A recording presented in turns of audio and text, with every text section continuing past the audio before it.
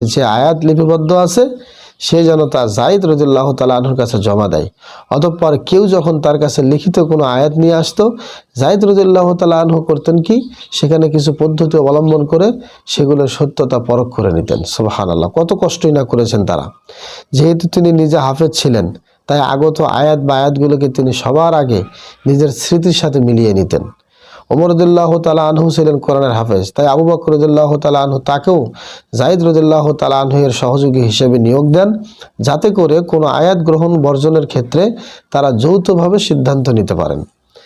আরও একটি গুরুত্বপূর্ণ দিক বিবেচনা করা হতো, কোনো আয়াত গ্রহণ করবার ক্ষেত্রে দুজন নির্ভরযোগ্য সাহাবীকে এ মর্মে সাক্ষ্য দিতে হতো যে এই আয়াতটি রাসূল সাল্লাল্লাহু আলাইহি ওয়াসাল্লামের সামনে লেখা হয়েছিল। সবশেষে লিপিবদ্ধ আয়াতগুলোকে সেই সকল আয়াতের সাথে মিলিয়ে দেখা হতো যা একাধিক সাহাবীর কাছে সংরক্ষিত ছিল। সুবহানাল্লাহ।